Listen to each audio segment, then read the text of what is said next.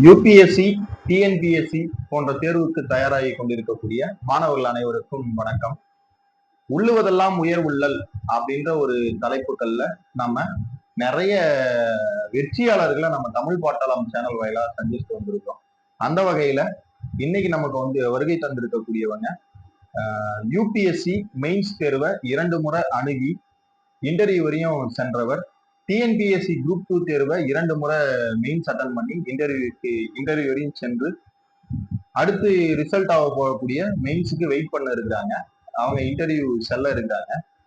அந்த வகையில குரூப் 2ல ஊரக வளர்ச்சித்துறை பெரம்பலூர்ல பணியாற்றி கொண்டு இருக்கக்கூடிய கோபிநாத் சார் அவங்கதான் நமக்கு இன்னைக்கு எக்ஸ்பிளைன் பண்ண வந்திருக்காங்க.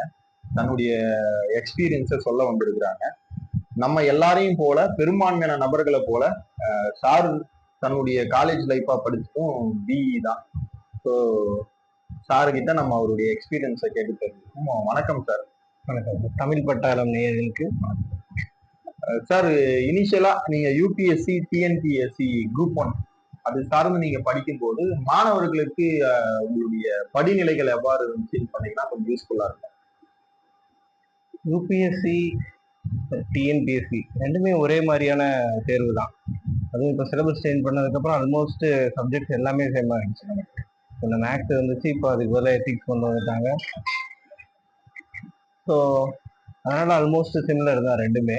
ரெண்டுமே பார்த்தீங்கன்னா 3 ஸ்டேஜ் இருக்குது எக்ஸாமு. ப்ரிலிம்ஸ், மெயின்ஸ் ப்ளஸ் இன்டர்வியூன்னு சொல்லக்கூடிய அந்த நேர்முக தேர்வு, அதாவது பர்சனாலிட்டி டெஸ்ட். இன்டர்வியூன்னு சொல்லக்கூடாது, பர்சனாலிட்டி டெஸ்ட். 3மே யூபிஎஸ்சி பார்த்தீங்கன்னா ப்ரிலிம்ஸில் நமக்கு ஜென்ரல் ஸ்டடீஸும் சிசாட்டும் இருக்கும், civil service aptitude test. Mains பார்த்தீங்கன்னா 9 பேப்பர் இருக்குது நமக்கு. தமிழ் நம்ம எலிஜிபிலிட்டி டெஸ்ட் தமிழ் இங்கிலீஷ் இருக்குது, ப்ளஸ் எஸ்ஏ இருக்குது, 4 ஜென்ரல் ஸ்டடீஸ் பேப்பர் இருக்குது, 2 ஆப்ஷன் பேப்பர் இருக்குது. இப்போது டிஎன்பிசியில் பார்த்தீங்கன்னா ப்ரிலிம்ஸ் இருக்குது. ப்ரிலிம்ஸில் ஜென்ரல் ஸ்டடீஸ் வித்து மேத்ஸும் வருது அதில். ப்ளஸ் மெயின்ஸில் நமக்கு 4 பேப்பர் இருக்குது, ஒரு eligibility paper plus 3 general studies paper இருக்கு. சார், இப்போ பெரும்பான்மையான நபர்கள் குரூப் 4 ஃபோக்கஸ் பண்ணி தான் படிக்கிறாங்க. பெரும்பான்மையான கிராமப்புற மக்கள் குரூப் 4ல ஏதாவது ஒரு வேலைக்கு போனா போதும் அப்படின்னு சொல்லிட்டு இருக்கிறாங்க. அவங்க குரூப் 4 படிக்கக்கூடிய சமயத்திலேயே குரூப் 1 எப்படி அச்சீவ் பண்ணலாம், யூபிஎஸ்சி எப்படி அச்சீவ் பண்ணலாம் சார்? சாருடைய எக்ஸ்பீரியன்ஸ் என்ன? நிச்சயமா அச்சீவ் பண்ணலாம். நிறைய பேர் இதுக்கு எக்ஸாம்பிள்ஸ் இருக்காங்க, நம்ம பார்த்துருக்கோம் ரியல் லைஃப்லயே. அதாவது தொடர்ந்து படிக்கக்கூடியது நிறைய படிக்கணும். அதாவது இப்போ குரூப் 4னு படிக்கும் போது நீங்க நிறைய அப்ஜெக்டிவ் டைப் தான் உங்களுக்கு வரப்போகுது. ஸோ அதனால சின்ன சின்ன மைக்ரோ ஏரியா கான்சென்ட்ரேட் பண்ணி நிறைய படிப்பீங்க. பட் யூபிஎஸ்சின்னு போகும்போது மேலோட்டமா நிறைய விஷயத்த பத்தி நம்ம படிக்க வேண்டியிருக்கும். அதாவது நீங்க இங்க படிக்கிற மாதிரி நீங்க ரொம்ப மனசுல வச்சுக்கணும், இந்த நிமோனிக்ஸ்லாம் போட்டு மைண்ட்ல வச்சுக்கணும்லாம் கிடையாது. உங்களோட இந்த படிக்கக்கூடிய ஃபீல்டை எக்ஸ்பேண்ட் பண்ணணும். உங்க வியூ பெருசா இருக்கணும் எப்பயுமே. ஸோ அப்படி இருக்கும்போது கண்டிப்பா அச்சீவ் பண்ணலாம். நீங்க இங்க எனக்கு தெரிஞ்சு group 4 one of the toughest தான் நான் சொல்வேன். குரூப் 1 கூட ஈஸி தான், ப்ரிலிம்ஸ் ஈஸியா கிளியர் பண்ணலாம், யூபிஎஸ்சி ப்ரிலிம்ஸ் ஈஸியா கிளியர் பண்ணலாம். பட் குரூப் 4ல அந்த 200 அவுட் ஆஃப் 190 அதெல்லாம் எடுக்கிறது ரொம்ப கஷ்டம் தான். ஸோ அந்த கேலிபர் இருக்கவங்க கண்டிப்பா இதை படிக்கலாம். நம்மளால படிக்க முடியும், நம்மளால முடியும்னு அவங்க நினைக்கணும். நம்மளோட லெவலை சுருக்கிக்காம நம்ம குரூப் 4லயே இருக்கலாம், இது நமக்கு போதும், அடுத்த லெவலுக்கு போகணும்னு அப்படி நினைக்கவே கூடாது எப்பயும். சார், இப்ப வரப்போற அப்கமிங் எக்ஸாம்ஸ் ஏப்ரல்னு பார்த்தோம்னா குரூப் 1 ஏப்ரல் 1ஆம் தேதி கால்ஃபர் பண்றாங்க. 2.5 மந்த்ல ப்ரிலிமினரி எக்ஸாம் நடத்துறாங்க. 4 மந்த்ல மெயின்ஸ் எக்ஸாமுக்கு டைம் கொடுக்குறாங்க. டிஎன்பிஎஸ்சி இப்போ வரக்கூடிய தேர்வுகள் எல்லாம் ரொம்ப விரைவாகவே நடத்தி முடிக்கிறாங்க. இந்த பீரியடுக்குள்ள மாணவர்கள் எப்படி டைம் மேனேஜ்மெண்ட் பண்ணி படிக்கலாம் அப்படின்றத உங்களுடைய எக்ஸ்பீரியன்ஸ் சொல்லுங்க. 6 மாசங்கிறது ரொம்ப குறுகிய கால அளவு தான். இப்போ டிஎன்பிஎஸ்சியோட ஸ்டாண்டர்ட் பார்த்தீங்கன்னா ரொம்பவே இம்ப்ரூவ் ஆயிருக்கு. ஸோ டைம் கம்மியாக தான் இருக்கு. பட் எனக்கு தெரிஞ்சு பசங்க இந்த டைம்ல 2ஆ பிரிக்கக்கூடாது எப்பயுமே சப்ஜெக்டை. நீங்க இல்லை சிலபஸை நான் ஃபர்ஸ்ட் ப்ரிலிம்ஸ் படிச்சுக்கிறேன், அது படிச்சுட்டு பாஸ் ஆனதுக்கப்புறம் மெயின்ஸ் படிச்சுக்கிறேன் அப்படின்லாம் இருக்கக்கூடாது. ஃபர்ஸ்டே ஒரு ஹோலிஸ்டிக் ப்ரிப்பரேஷனாக இருக்கும், ரெண்டுத்துக்கும் சேர்த்து ப்ரிப்பேர் பண்ணணும். அப்படின்னா தான் உங்களால் அந்த லாங் டேர்ம் சக்ஸஸ் அச்சீவ் பண்ண முடியும் உங்களால். ஆனால் ப்ரிலிம்ஸ்லேயே நம்ம நின்றுட்டே இருப்போம், மெயின்ஸ் போக மாட்டோம். ஃபர்ஸ்ட் அதுக்கேற்ற மாதிரி படிக்கணும் ஹோலிஸ்டிக்கா. எல்லா சப்ஜெக்ட்டும் உங்களுக்கு தெரியும், எது எது காமன் ஏரியாஸ் ப்ரிலிம்ஸ்லயும் மெயின்ஸ்லயும் இருக்கு அப்படின்னு தெரியும். அதுக்கேற்ற மாதிரி ப்ரிப்பேர் பண்ணிக்கணும். நிறைய டெஸ்ட் கொடுக்கணும். ப்ளஸ் எழுதி பார்க்கணும் நிறையா. நீங்க ப்ரிலிம்ஸ் மெயின்ஸ் வந்து நீங்க ஆல்மோஸ்ட் அந்த 3 ஹவர்ஸ்க்குள்ள எவ்வளவு எழுதுறீங்க, அது வந்து நிறைய பேருக்கு அந்த ரைட்டிங் ஸ்பீட் இருக்காது. நம்ம போயிட்டு லாஸ்ட் 1 மந்த்ல பாத்துக்கலாம் அப்படிலாம் கிடையாது. இப்பையில இருந்தே ப்ரிப்பேர் பண்ணுங்க. இப்பையில இருந்தே நீங்க வந்து மெயின்ஸ் கேண்டிடேட், நீங்க மெயின்ஸ் செலக்ட் ஆயிட்டேன் அப்படிங்கிற அப்ரோச்ல ப்ரிலிம்ஸை எதிர்கொள்ளுங்க. அப்படின்னா தான் கரெக்டா இருக்கும். ப்ளஸ் வந்து நியூஸ் பேப்பர் நல்லா படிங்க. கரண்ட் அஃபேர்ஸ் வந்து போத் ப்ரிலிம்ஸ் அண்ட் மெயின்ஸ் வந்து ரொம்ப ரோல் ப்ளே பண்ணும் கரண்ட் அஃபேர்ஸ். மற்றபடி புக்ல இருக்கிறது தான் கொஷின்ஸ் மோஸ்ட்லி வரும், ஸ்டாட்டிக் போர்ஷன்ஸ்லாம் அதெல்லாம் கவர் பண்ணிடலாம். ப்ரிலிம்ஸ் கவர் பண்ணீங்கன்னாவே மெயின்ஸும் கவர் ஆயிடும். அது ஒன்றும் பிரச்சனை இல்லை. நீங்க இப்பையில இருந்தே வந்து மெயின்ஸை எப்படி எதிர்கொள்ளணும் மென்டலி ப்ரிப்பேர்ட் ஆகுங்க. அதான் கரெக்டா இருக்கும் அப்ரோச். இப்ப நடப்பு நிகழ்வுகளை வந்து நம்ம தேர்வுல எந்த அளவுக்கு சார் அவங்க அந்த கொஷின்ஸ் உடைய தாக்கம் எந்த அளவுக்கு இருக்கும் குரூப் ஒன்லயும் யூபிஎஸ்சி? மேஜர் ரோல் ப்ளே பண்ணும். ஏன்னா புக்ல இருந்து உங்களுக்கு ஒரு லிமிட்டடான கொஷின்ஸ் தான் எடுக்க முடியும். எல்லாமே இப்போ வந்து ஸ்டாட்டிக் போர்ஷன்ஸை இதோட கம்பைன் பண்ணி தான் கேட்குறாங்க. கரண்ட் அஃபேர்ஸோட கம்பைன் பண்ணி தான். ஏன்னா உங்களுக்கு வந்து சுச்சுவேஷனல் அவேர்னஸ் நம்ம சொல்லுவோம். அதாவது நம்ம சுத்தி நடக்கிற நிகழ்வுகள் வந்து நம்ம எப்பயுமே அவேரா இருக்கோமா? வந்து நீங்க ஒரு சிவில் சர்வெண்டா ஆக போறீங்க அப்படின்னா உங்களுக்கு சமூகத்துல என்ன நடக்குதுன்னு தெரிஞ்சுட்டே இருக்கணும். நீங்க வந்து அப்டேட்டடா இருக்கணும் எல்லா விஷயத்துலயுமே. ஸோ வந்து நீங்க அதுக்கேற்ற மாதிரி உங்களை தகவமைச்சுக்கணும். பெரும்பான்மையான மாணவர்கள் படிக்கிறாங்க சார், கண்டினியூஸா ஒரு வெறி கொண்டு படிக்கிறாங்க. சம்டைம்ஸ் மாணவர்களா இருக்கட்டும், மாணவிகளா இருக்கட்டும், வீட்டுல பிரச்சனை அது போன்ற காரணங்களால எமோஷனலா ஸ்ட்ரெஸ்ட் ஆகுறாங்க. அவங்க அந்த எமோஷனல் ஸ்ட்ரெஸ்ல இருந்து வெளியே வந்து அந்த டைம்ல உங்களுக்கும் இல்லாம இருந்திருக்காது. அந்த டைம்ல நீங்க எப்படி ஓவர் கம் பண்ணீங்க? அந்த எமோஷனல் ஸ்ட்ரெஸ்ஸை வந்து நீங்க எப்படி ஹேண்டில் பண்ணீங்க? அதுல இருந்து மீண்டு வந்து எப்படி நீங்க படிப்பை கண்டினியூ பண்ணீங்க? அதை பத்தி கொஞ்சம் சொல்ல முடியுமா? ஸ்ட்ரெஸ் மேனேஜ்மெண்ட் ஒரு பெரிய விஷயம்.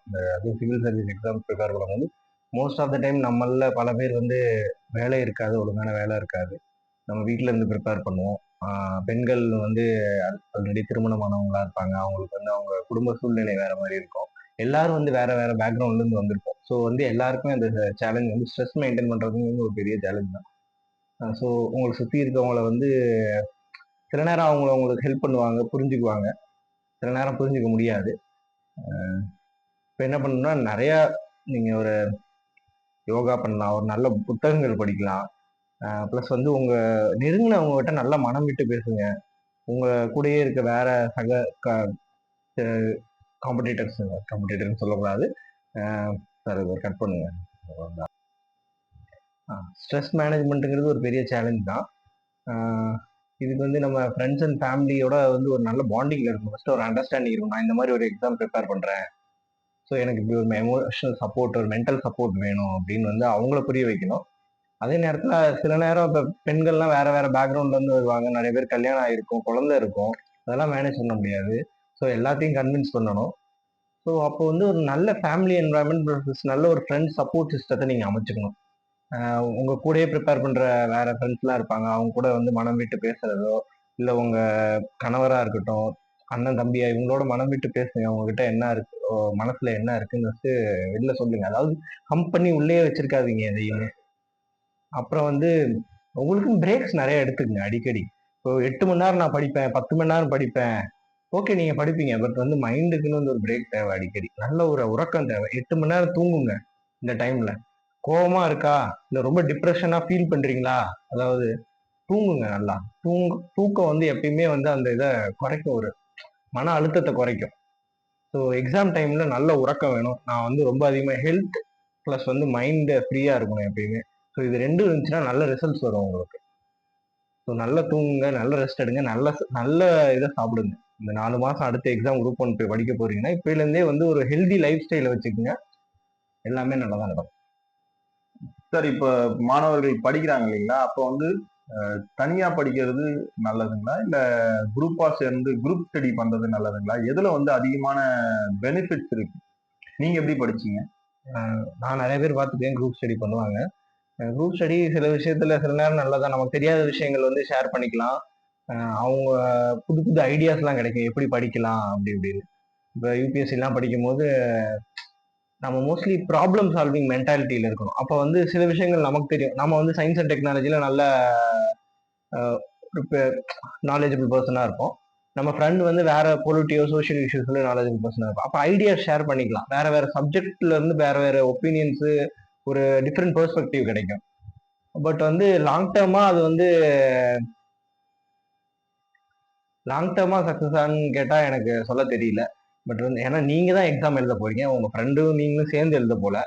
ஸோ வந்து அது ஒரு 10% 20% வச்சுக்கிட்டு நீங்க தனித்துவமா நீங்க என்ன எழுத போறீங்க, நீங்க எப்படி படிக்க போறீங்க, நீங்க தனியா படிக்கிறதா எனக்கு தெரிஞ்சு என்னோட வழியில நான் எப்பயுமே அப்படிதான். யாரோட சேர்ந்து படிக்கிறது நான் ப்ரிப்பேர் பண்ண மாட்டேன்.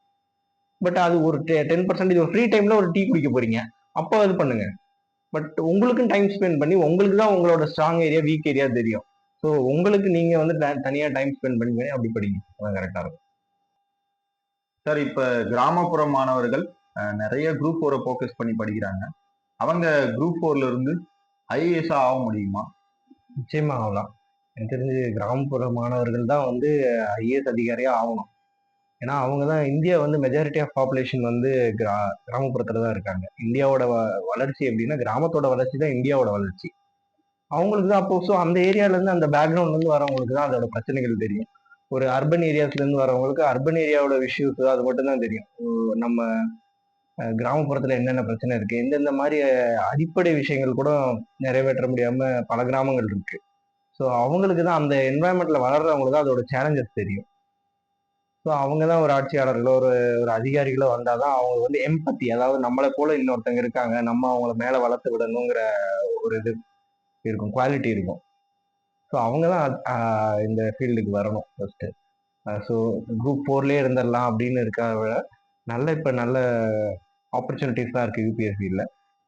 தமிழ்லேயே நீங்கள் எக்ஸாம் எழுதலாம். நிறைய ஆன்லைனில் மெட்டீரியல்ஸ் ஃப்ரீயாக அவைலபிள் இருக்கு தமிழில். ஆக்சுவலாக குரூப் 1 விட யூபிஎஸ்சியில் தமிழில் எழுதும் போது ஈஸியாக பாஸ் ஆகலாம். நீங்கள் நிறைய எடுத்துக்காட்டு இருக்காங்க. ஜெயசீலன் ஐஏஎஸ்லாம் இருக்காரு, விருதுநகர் கலெக்டராக இருக்காரு. அவர்லாம் வந்து மொத்தமாக தமிழ்லேயே எழுதி படித்து பாஸ் ஆனவர். முன்ன மாதிரிலாம் கிடையாது. இப்போ இன்டர்நெட்ல நமக்கு அவ்வளோ ரிசோர்ஸஸ் அவைலபிள் இருக்கு. ஈஸியா நீங்க அக்சஸ் பண்ணலாம். நீங்க கோச்சிங் போய் தான் இல்ல ஒரு இன்ஸ்டியூட்ல படிச்சு தான் பாஸ் பண்ணணும். நான் இவ்வளவு டெஸ்ட் சீரிஸ் ஒரு 50,000 1,00,000 கொடுத்தாதான் நீங்க பண்ண முடியும். டெல்லிக்கு போனாதான் நான் ஐஏஎஸ் ஆக முடியும் அப்படிலாம் கிடையாது. உங்க வீட்டுல இருந்தே நீங்க ஐஏஎஸ் ஆகலாம். தொடர்ந்து படிச்சீங்கன்னா போதும். ஒரு 8 மணி நேரம், ஒரு 7 மணி நேரம் இதுக்காக படிங்க. நல்லா படிங்க. நியூஸ் பேப்பர் படிங்க. நீங்க அந்த நியூஸ் பேப்பர்ல இருந்தே கரண்ட் அஃபேர்ஸ் எடுத்துக்கலாம். ஒரு 100 ரூபா 200 ரூபா கொடுத்து ஒரு மெட்டீரியல் வாங்கி படிக்கிறேன் அப்படிங்கிறது இல்லாம நீங்களே ஒரு மெட்டீரியல் உருவாக்கணும். யூபிஎஸ்சி வந்து உங்களுக்கு வந்து ஒரு எலிட்டிஸ்டிக்கான இப்படி இருந்தா வரணும்னு எதிர்பார்க்கல. எல்லாருக்கும் ஈக்குவலான இதுல இருந்து வரணும்னு தான் அவங்க எதிர்பார்க்கறாங்க. இப்படி இருந்து வரவங்களுக்கு இன்டர்வியூலயும் ஒரு ஆடட் அட்வான்டேஜ். அந்த மாதிரி ஆளுங்களுக்கும் ஒரு நல்ல ப்ரிஃபரன்ஸ் கொடுத்து நல்ல மார்க் கொடுக்குறாங்க. ஸோ நம்ம வந்து எப்பயுமே ஒரு நிலையில தேங்கி இல்லாம அடுத்தடுத்த இதுக்கு நம்ம எப்பயுமே முன்னோக்கி போயிட்டே இருக்கணும். ஸோ அதிகமான மாணவர்கள் வந்து கிராமப்புறத்துல இருந்து யூபிஎஸ்சி எழுதணும். நீங்க எழுதும் போது பக்கத்துல இருக்கவங்களையும் மோட்டிவேட் பண்ணி எழுத வைங்க. உங்க தம்பி தங்கச்சிங்கெல்லாம் வந்து இப்பல இருந்தே ப்ரிப்பேர் பண்ணுங்க. நான் உதாரணம் வந்து பீகாரை சொல்லுவேன். பீகார் வந்து இன்னமும் நான் ரொம்ப வளர்ச்சி அடையாத ஒரு மாநிலம் தான். கிராமப்புறங்களை அதிகமா கொண்ட மாநிலம். ஆனா வந்து அங்க வந்து படிக்கணுங்கிற ஒரு வெறி இன்னும் மக்களுக்கு இருக்கு. குரூப் குரூப்பா உட்காந்து படிப்பாங்க. நீங்க ஒரு ஹாலிவுட் படம் பாலிவுட் படம் கூட இருக்கு. பேர் எனக்கு சரியா ஞாபகம் இல்லை. ஸோ அதெல்லாம் பார்த்தீங்கன்னா உங்களுக்கு தெரியும். ஸோ அந்த மாதிரி இதுல இருந்து வரவங்களுக்கு தான் வந்து மற்றவங்களோட கஷ்டம் வந்து புரியும். ஓகே சார், சிறப்பு சார். இன்னொரு இடங்கள்ல மாணவர்கள் தடுமாறுது என்னன்னா, படிச்சிடலாங்க, வெறித்தனமா உட்காந்து படிச்சிடுறாங்க. ஆனா அதை ரிவிஷன் பண்றது எப்படி? அந்த ரிவிஷன் ஸ்ட்ராட்டஜி தெரியுதுல, எப்படி சார் ரிவிஷன் பண்ணலாம்? எனக்கு தெரிஞ்சு 50-50. அதாவது 50% படிக்கிறீங்கன்னா 50% ரிவிஷன் பண்ணி தான் ஆகணும். நம்ம படிக்கிறது 2 நாள்ல நமக்கு மறந்துடும் நார்மலா. அடுத்து ஒரு 48 ஹவர்ஸ் டு 72 ஹவர்ஸ்ல நீங்க ரிவிஷன் பண்ணலாம், எல்லாமே மறந்து போயிடும். அப்ப என்னன்னா எவ்வளவு தூரம் படிக்கிறதுக்கு நீங்க புதுசா ஒரு கண்டென்ட்டை படிக்கிறதுக்கு ட்ரை பண்றீங்களோ அதே ஈக்குவலான அமௌண்ட் அதுக்கு ரிவிஷன் கொடுங்க. நான் என்ன எப்படி பண்ணுவேன்னா, வீக்லி இந்த 7 டேஸ்ல மண்டே ஸ்டார்ட் பண்ணா மண்டே டு தேர்ஸ்டே வந்து ஃபுல்லா எல்லா சப்ஜெக்ட்ஸும் படிப்பேன். அதுக்கான நோட்ஸ் தான் எடுப்பேன். தேர்ஸ்டே, ஃப்ரைடே, சாட்டர்டே அந்த நோட்ஸை மொத்தமா ரிவிஷன் பண்ணுவேன். இதுலயே சாட்டர்டேல டைம் இருந்தா சாட்டர்டே டு சண்டே டைம் இருந்தா டெஸ்ட் கொடுப்பேன், எழுதி பார்ப்பேன். அப்புறம் இப்போ நிறைய பேர் கரண்ட் அஃபேர்ஸ் ப்ரிப்பேர் பண்ணி வைப்போம் இந்த டைம்லயே. ஏதாவது வெப்சைட்ஸ்ல ஃப்ரீயான மெட்டீரியல்ஸ்லாம் அவைலபிளா இருக்கும். அப்ப இதை விட்டு போனதுல என்ன, நான் நியூஸ் பேப்பர்ல என்னென்ன விட்டு போயிடுச்சு அப்படிங்கறத இந்த 3 நாள்ல வந்து அதை ஆட் பண்ணிக்குவேன். ஸோ ஒரு வாரத்துல மொத்தமும் நான் படிச்சிருவேன், அதே சமயத்துல ரிவைஸ் பண்ணிடுவேன். ரிவிஷன் வந்து முக்கியம். அடுத்தடுத்த வாரம் நீங்க ரிவிஷன் பண்ணிட்டே தான் இருக்கணும். ரிவிஷன் பண்ணும்போது மத்தவங்களோட உங்களுக்கு வந்து நீங்க முன்னாடி போயிட்டே இருப்பீங்க. Okay sir, okay. Thank you sir. சாருடைய முழு உரையும் நம்ம மாணவர்களுக்கு ரொம்ப மோட்டிவேட்டடா இருந்தது. சாருடைய எக்ஸ்பீரியன்ஸ நெறைய ஷேர் பண்ணிக்கிட்டீங்க. Thank you sir. உங்களுடைய எய்ம்ல நீங்க மேலும் உயரணும். நீங்க மெயின்ஸ் பாஸ் பண்ணி இப்ப குரூப் 2ல இருக்கீங்க. பட் இருந்தாலும் நீங்க குரூப் 1 எங்களுடைய ஆசை என்ன அப்டின்னா, சார் மெயின்ஸ் பாஸ் பண்ணி, இன்டர்வியூ பாஸ் பண்ணி ஒரு ஐஏஎஸ்ஸா வந்து கிராமப்புற மாணவர்களுக்கு உங்களுடைய உதவிகள நெறைய செய்யணும். நெறைய வழிகாட்டணும் அப்டின்னு சொல்லிட்டு ஆசைப்படுறேன் சார். உங்களால நம்ம மாவட்டத்துக்கும், மாநிலத்துக்கும் மிகப்பெரிய பெருமை வரணும் அப்டின்றதையும் நம்ம தமிழ் பட்டாளம் சேனல் சார்பா நாங்க கேட்டுக்கிறோம் sir. Thank you for your precious time sir. Thank you sir. கண்டிப்பா இது வாய்ப்பு அளித்த தமிழ் பட்டாள நேயர்களுக்கு நன்றி.